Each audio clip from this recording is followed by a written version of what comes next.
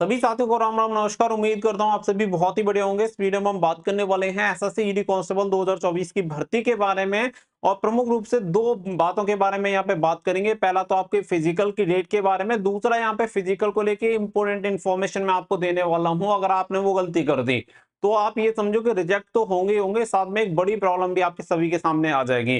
तो दोनों चीजों को ध्यान से जरूर देख लेना। वीडियो पसंद आए तो प्लीज वीडियो को लाइक शेयर करके चैनल को सब्सक्राइब कर लें और बेल आइकन पे प्रेस कर लें ताकि फ्यूचर में आने वाली हर एक अपडेट का नोटिफिकेशन आपको सबसे पहले मिलता रहे। आगे बढ़ते हैं तो देखो, फिजिकल डेट के बारे में थोड़ी सी कुछ चीजें हैं जो कि डाउट आप सभी के आ रहे थे, वो डाउट मैं क्लियर कर देना चाहता हूं जिससे कि आप सभी को थोड़ी सी चीजें समझ में आ जाएं। आगे बढ़ते हैं तो देखो, ये नोटिस आप सभी ने देख लिया होगा। मैंने भी आप सभी को इस नोटिस के बारे में बता दिया था। ये वाला नोटिस देखा होगा आप सभी ने, जिसमें बताया गया 18 अगस्त से लेकर 29 सितंबर 2024 तक आपके फिजिकल चलेंगे और इसके जो एडमिट कार्ड जारी होंगे वो 8 अगस्त 2024 के बाद से सीआरपीएफ की रिक्रूटमेंट वेबसाइट पे जारी कर दिए जाएंगे। अब यहाँ पे दो तीन चीजें निकल के आई, जैसे कि सबसे पहले कुछ बच्चों को ये डाउट होने लगा कि इसमें जो बात की जा रही है वो ये की जा रही है next stage of subject recruitment process, जिसमें पीएसटी पीईटी डॉक्यूमेंट वेरिफिकेशन और आपका डीएमई और आरएमई सभी के बारे में एक साथ की बात की जा रही है। तो बहुत सारे कैंडिडेट कह रहे हैं कि ऐसा कैसे पॉसिबल है कि सभी का एक साथ हो जाए। देखो, पॉसिबल की बात ऐसी है, डिपार्टमेंट के ऊपर डिपेंड करता है नोटिफिकेशन। जैसे कि अगर आप सीआरपीएफ एचसीएम ले लो, सीआरपीएफ एचसीएम वाली भर्ती के बारे में अगर आप सभी को पता होगा तो एग्जाम के बाद की जितनी बार प्रोसेस थी वो सभी प्रोसेस एक साथ कंप्लीट करवा दी थी, जबकि कोई ऐसा सिस्टम तो था नहीं, लेकिन करवा दी थी। इसके अलावा भी अगर आप दिल्ली पुलिस की लोगे तो दिल्ली पुलिस में भी सेम यही चीजें देखने के लिए मिली थी। रिटन एग्जामिनेशन के बाद सारी की सारी चीजें एक साथ करवा दी थी। तो कोई ऐसा जरूरी नहीं है कि इस चीज को नहीं करवाया जा सकता, क्योंकि इससे किसी का लॉस नहीं है। और अगर लॉस नहीं है तो डिपार्टमेंट इस काम को आराम से कर सकता है। रही बात इसकी कि जो कैंडिडेट फिजिकल क्वालिफाई कर जाएंगे, क्या सभी का मेडिकल करवा दिया जाएगा? तो आप एक चीज बताओ कि किसी कैंडिडेट का क्या नुकसान है इस चीज में? किसी भी कैंडिडेट का नुकसान नहीं है। इवन इसमें फायदा ही है कैंडिडेट को। जब नुकसान नहीं है तो कोई कैंडिडेट ऑब्जेक्शन क्यों रेज करेगा?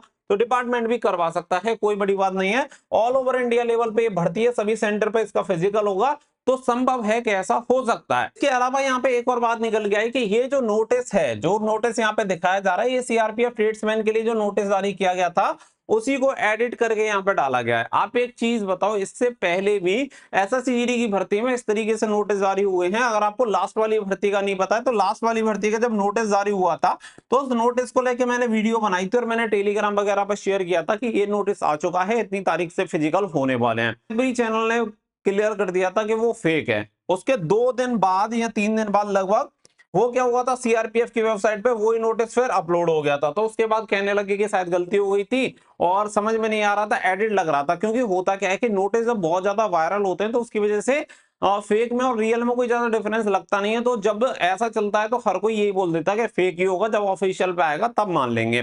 तो वही चीजें हैं कि अगर यहाँ पे आप सीआरपीएफ ट्रेड्समैन वाला जो नोटिस है, आप एक बार उसे डाउनलोड करना और इवन आप सभी के स्क्रीन पे दिख ही रहा है, आप इसमें कुछ चीजों को मैच करने का प्रयास करना, तो आप सभी को समझ में आ जाएगा कि एडिटेड है या नहीं। क्योंकि अगर एडिट होता तो इससे पहले आप सभी को पता है कि वैकेंसी इंक्रीज करने के लिए एक नोटिस था जो कि आईटीबीपी की तरफ से जारी हुआ था और बहुत सारे कैंडिडेट ने वो नोटिस भेजा भी था और बहुत सारे चैनल्स पे वो वीडियो भी आपने देखी होगी।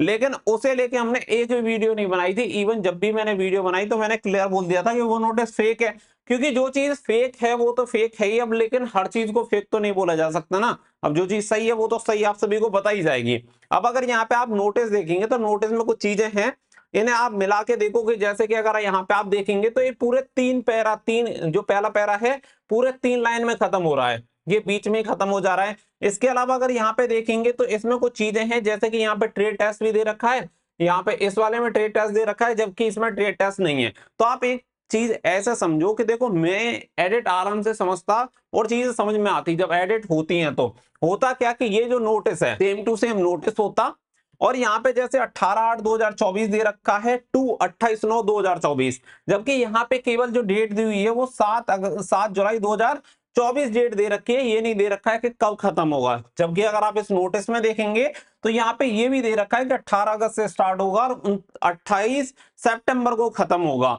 और यहाँ पे अगर आप देखेंगे तो बीच में भी कुछ चेंजेस हैं कि जैसे कि यहाँ पे अगर आप देखो तो यहाँ पे डॉक्यूमेंट वेरिफिकेशन डॉक्यूमेंट से, सेकंड लाइन स्टार्ट होती है यहाँ वेरिफिकेशन से। यहाँ पे देखेंगे तो रिव्यू मेडिकल से और यहाँ पे मेडिकल से, यहाँ पे कैंडिडेट से और यहाँ पे शेड्यूल से। तो यहाँ पे चीजों का डिफरेंस समझो कि अगर एडिट होता तो यहाँ पे पता है यही होता कि यहाँ पे 10 जुलाई की जगह कोई दूसरी डेट चिपका दी जाती, ट्रेस टेस्ट को कोई हटा देता, इस तरीके से आप सभी के लिए कोई नोटिस बना सकता था। लेकिन इसमें एडिट वाली कोई चीज दिखाई नहीं दे रही है, तो भाई आंख बंद करके हर चीज को फेक बोलने का भी कोई मतलब नहीं है। अब पहली बात तो यहाँ पे क्लियर हो गई। इसके अलावा देखो ऐसे समझ लो कि एक रियल वाला कॉन्सेप्ट समझ लेता हूं कि एक मान लेते हैं रियल है और एक मान लेते हैं फेक है, यानी कि दो ही चीजें हैं, या तो हम नोटिस को रियल मान लें और या फेक मान लें। अब आप ये समझो कि अगर आपने इसे रियल मान लिया तो आपका क्या लॉस होने वाला है, और अगर आपने इसे फेक मान लिया तो क्या लॉस होने वाला है। इन दोनों चीजों को समझ लो, अगर आप समझ जाओगे तो आपको कोई दिक्कत नहीं होगी। अगर हम इसे रियल मान के अपनी तैयारी करें, ठीक है, हम मान लेते हैं रियल मान के इसे तैयारी कर लेते हैं और ये फेक निकल आता है, तो इस कंडीशन में आपका क्या नुकसान हो जाएगा। अगर हम इसे फेक मान के अपनी तैयारी नहीं करते हैं, आराम से बैठे रहते हैं और ये रियल निकल आता है, तो इस कंडीशन में आपको क्या फायदा होगा, क्या नुकसान होगा, अपने आप ये कैलकुलेशन बैठा लो। दूसरी बात, फिजिकल में 50% से भी ज्यादा बच्चे डिस्क्वालीफाई होते हैं, ऐसा मैं नहीं कह रहा हूं, लास्ट ईयर की जो आपकी भर्तियां हैं वो कह रही हैं, वो एक बार आप देख लेना। और अपना काम केवल इंफॉर्मेशन देना ही नहीं है, इंफॉर्मेशन के अलावा सही गाइडेंस देना भी जरूरी है, क्योंकि बच्चा अगर फेल हो जाएगा तो फिर उन चीजों का फायदा ही क्या निकलेगा। जैसे सीआरपीएफ एचसीएम की भर्ती में मैंने बोला था सभी प्रोसेस फास्ट होगा, टाइपिंग की तैयारी कर लो, बच्चों ने नहीं की थी, नुकसान हुआ। दिल्ली पुलिस वाली भर्ती में आप एग्जांपल ले लो, बहुत सारी भर्तियां हैं, एक भर्ती नहीं है जिसमें चीजें बोली गई हैं, बच्चा नहीं फॉलो करता, नुकसान होता है, जो मान लेता फायदा होता है। अब मैं यहाँ पे कह रहा हूं कि अगर रियल है तो भाई आपका इससे क्या ही नुकसान होने वाला है, खुद सोच के एक बार देखना इससे क्या नुकसान हो जाएगा और फायदा अपना सोच लेना। ये पॉइंट क्लियर हो गया। इसके अलावा यहाँ पे अगर आपका रिटन एग्जामिनेशन निकल गया है और अगर आप फिजिकल के लिए क्वालिफाई हुए हैं, तो एक चीज का विशेष ध्यान रखना, अभी भी आप में से कुछ बच्चे ऐसे हैं, जितना मेरी समझ में है कि कुछ बच्चे फर्जी हैं जिन्होंने अदर स्टेट से फॉर्म अप्लाई कर रखा है, ठीक है। अदर स्टेट से अभी भी काफी कैंडिडेट ऐसे हैं जिन्होंने फॉर्म अप्लाई किया है, खास करके यूपी और बिहार के कैंडिडेट या राजस्थान के या अन्य राज्यों के कैंडिडेट ऐसे हैं जिन्होंने, जैसे कि किसी ने वेस्ट बंगाल से फॉर्म भरा हुआ है, किसी ने मणिपुर से भरा हुआ है, किसी ने आसाम से भरा हुआ है, इस तरीके के बहुत सारे कैंडिडेट हैं जिन्होंने ऐसे स्टेट से फॉर्म अप्लाई किया हुआ है जहां की कट ऑफ कम जाती है।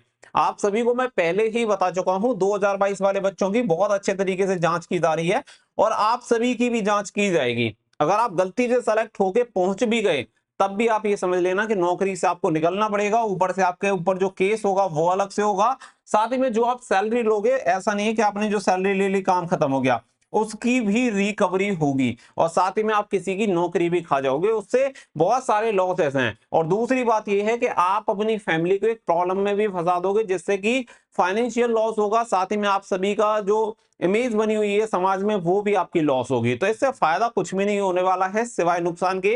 पहले कोई दौर हुआ करता था कि इस तरीके से बहुत इजीली लोग भर्ती हो जाते थे, लेकिन अब वो समय नहीं रहा है।